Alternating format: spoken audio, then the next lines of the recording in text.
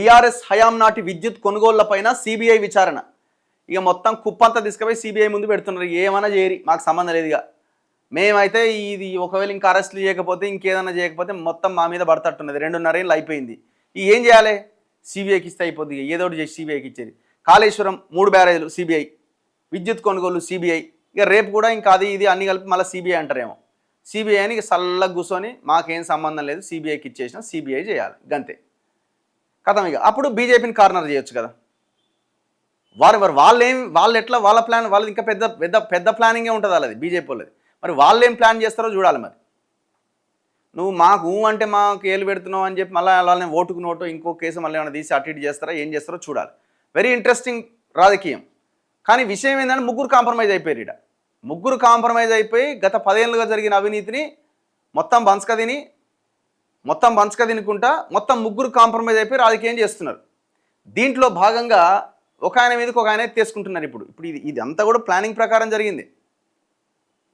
కాళేశ్వరం మొత్తం ప్రాజెక్టు మీద విచారణ చేయకుండా 3 బ్యారేజీల మీద విచారణ చేసి దానికి కమిషన్ వేసి కమిషన్ రిపోర్ట్ ఇచ్చిన తర్వాత యాక్షన్ తీసుకోకుండా సిబిఐ అన్నారు.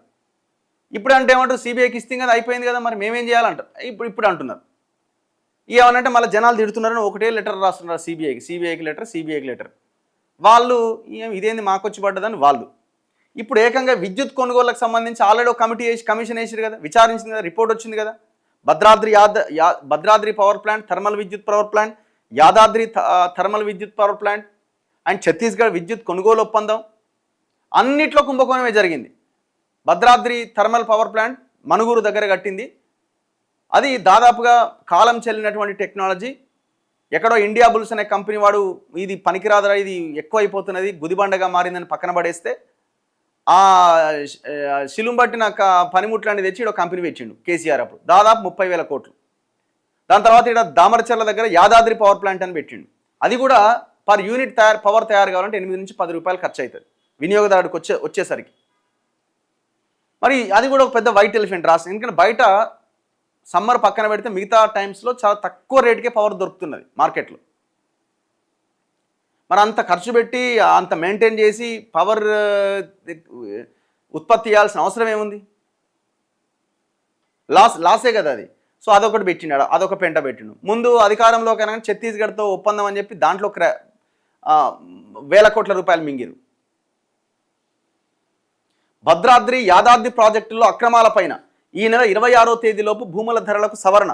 అప్పటిలోగా హిల్ట్ కింద దరఖాస్తు చేసుకుంటే 10% చెల్లించే వెసులుబాటు. అకాల వర్షాలతో నష్టపోయిన రైతన్నలకు ఆపన్న హస్తం.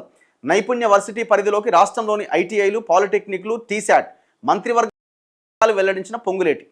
గత ప్రభుత్వ హయాంలో జరిగిన విద్యుత్ కొనుగోళ్లు, భద్రాద్రి యాదాద్రి థర్మల్ ప్రాజెక్టులో జరిగిన అక్రమాలపై విచారణకు సంబంధించిన కమిషన్ నివేదికను సిబిఐకి అప్పగించి దర్యాప్తు కోరాలని రాష్ట్ర మంత్రివర్గం నిర్ణయం తీసుకుంది. క్యాబినెట్ ఏం చేసింది? సిబిఐకి పంపించింది. ఈ నెల 26వ తేదీలోపు రాష్ట్రంలోని భూముల ధరలు సవరించాలని మరో కీలక నిర్ణయాన్ని కూడా తీసుకుందట. అయితే హిల్ట్ పాలసీలో దరఖాస్తు చేసుకునే వారికి ఒక అవకాశం ఇచ్చేందుకు భూముల ధరలు పెరిగేలోపుగా దరఖాస్తు చేసుకుంటే ముందుగా 10% చెల్లించే వెసులుబాటును ఇవ్వాలని సూచించిందట. ఇది మిగతాయన్ని ఈ సిబిఐకి అప్పగించే దాంట్లో ఒక నిర్ణయం తీసుకున్నారట. మరి కార్ రేసింగ్ సంగతి ఏమైంది? జూబ్లీహిల్స్ ఎలక్షన్లప్పుడు గవర్నర్ సంతకం పెడతలేడు, గవర్నర్ సంతకం పెట్టుంటేనా ఈ పాటి కేటీఆర్ అరెస్ట్ అయ్యేటోడు అని మాట్లాడిండు. ఎలక్షన్ అయిపోయి రిజల్ట్ రాగానే గవర్నర్ సంతకం పెట్టిండు, పాత గవర్నర్. మరి ఇంతవరకు ఏది? మరి ఎవడు అరెస్ట్ అవుతలేడుగా?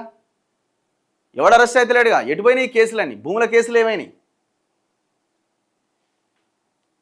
జనాలు గట్టిగా అడిగేసరికి సిబిఐ అంటారు. మళ్ళీ కథం.